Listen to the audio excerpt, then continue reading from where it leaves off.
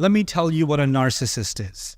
Let me tell you what a toxic person is. These are worlds within worlds within worlds. And we're not even contemplating how many of these concepts violate principles of the Quran. Study of outside of our deen. Lately we started calling it religious education, secular education. We separated these two, right? There's religious education and there's secular education. This is a new definition. This did not exist in our religion. In fact, our religion told us, Siru fil ard, fanzuru kayfa bada al khalq.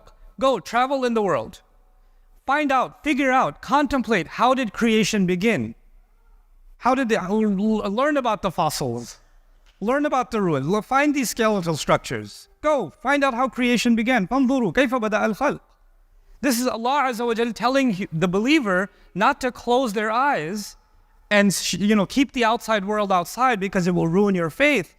Other religions, I don't have to name any of them, but other religions, they would basically tell people, don't learn anything from the outside. It will corrupt your faith.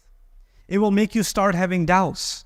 If you want to preserve your faith, stay within this protected circle. Only listen to these people. And if you listen to them, your iman will be protected. The devil will not get to you. But the Quran came and it acknowledged that Allah gave the human being such a more powerful tool than anything else, the human mind, the human heart, the soul. And it's supposed to arrive at the truth by engaging with exploration. And the more you explore, not you become more doubtful, the more you explore, the more convinced you become. It's the opposite. We were supposed to be a people of exploration. That's what we were supposed to be. But there's a dark side to exploration. Science can be a spiritual experience. It can be. I've met people that have studied philosophy and history, and that became a spiritual experience that led them back to Islam. It can be. But science, let's take science for an example. Science by itself is blind. Science has no conscience. Science is not about good or evil. It's just observation. When somebody is studying chemistry, there are not salih chemicals and, facet chemicals. It's just chemicals. When somebody's studying physics, it's just physical formulae. It's just quantum mechanics. It's just, these are just phenomena. You're observing reality. But people have a conscience. So let's remove God and remove spirituality and remove guidance from the equation and just look at science for a moment. If somebody looks at science without any tadabbur, not looking at it as an ayah that leads to something bigger, if you look at it that way, then it's very easy to say that we can use science for very evil purposes too. It's the same science that creates nuclear weapons. It's the same science that creates chemical weapons. It's the same science that creates addictive drugs that thousands of people are addicted to around the world, isn't it? It's also a product of science. It's the same science that creates weapons that kill people. It's the same science that creates, carcinogens. It's the same science that people use to manufacture synthetic food that they know can cause all kinds of health issues, but it makes them a lot of money. It's scientists that are doing a lot of scientific study to produce what's being produced. And science is all around us. The Quran is simply telling us something.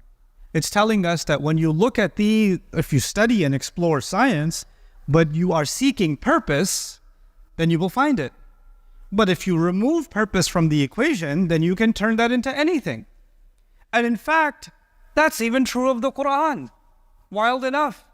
If somebody comes to the Quran and they are not seeking purpose, they're just curious, but they're not seeking purpose, they can very well find misguidance from this book. Allah Himself says, يُضِلُّ بِهِ كَثِيرًا وَيَهْدِي بِهِ كَثِيرًا وَمَا يُضِلُّ بِهِ إِلَّا الْفَاسِقِينَ.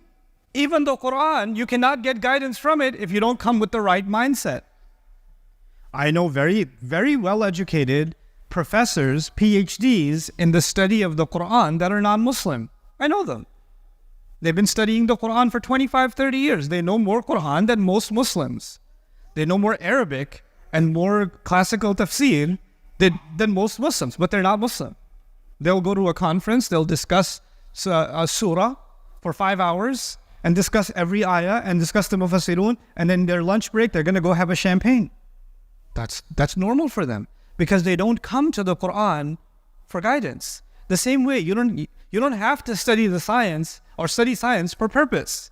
The same way, that even applies to the word of Allah. But I wanted to turn this conversation briefly towards something else. I wanted to turn it towards a new science that took hold of the world in the last 100 to 150 years, and that's the science of psychology. Before psychology, when a human being experienced difficulty emotionally, they went through a tough experience, or they wanted to overcome their sadness and their grief, for example, right? They would turn towards religion before psychology.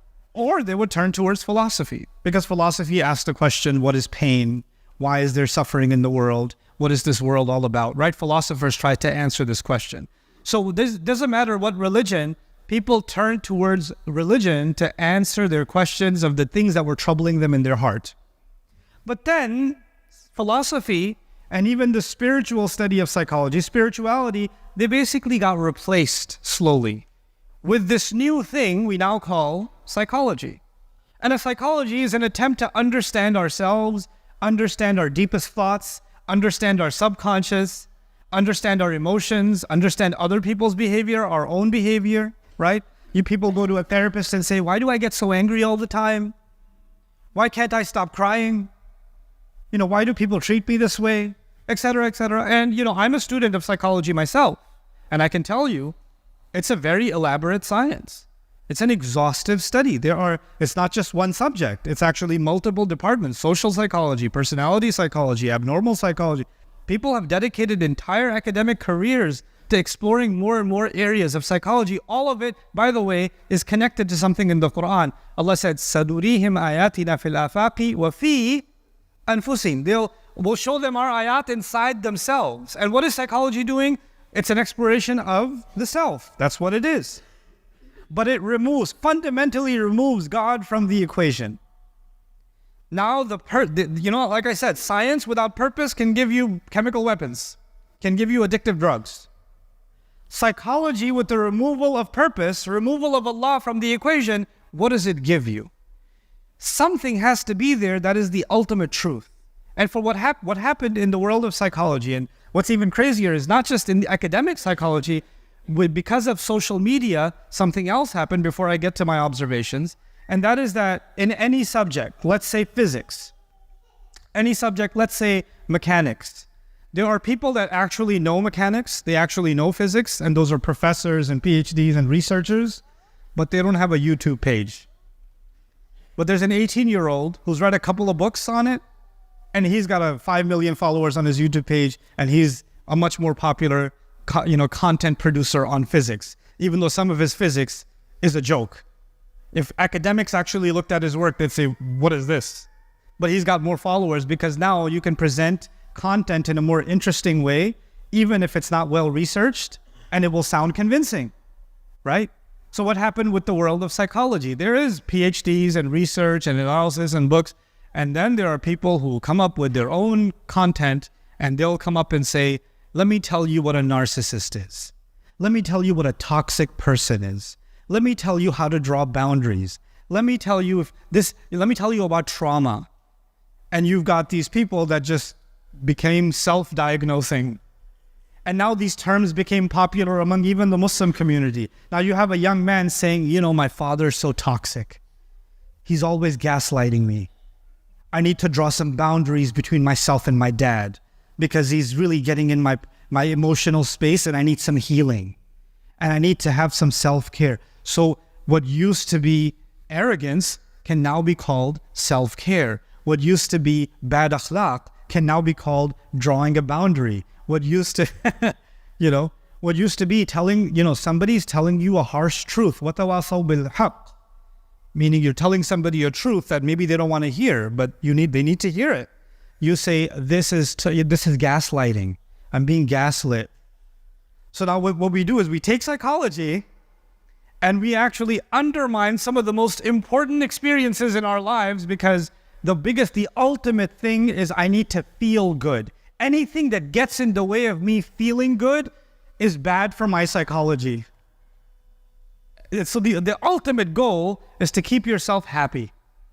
Anything gets in that way, it's toxic, it's narcissistic, this person is narcissistic, they're not drawing their out boundary. I'm being triggered, you're being triggered. What does the Quran say about that? What happens when you have and by the way, I'm not dismissing somebody having a traumatic experience. I don't dismiss that there's such a thing as narcissism. These things exist. What I'm saying is we have turned them into weaponized terms. We don't even understand them ourselves. And it's actually starting to impact the way we think about our own religion. We're not even contemplating how many of these concepts violate principles of the Quran.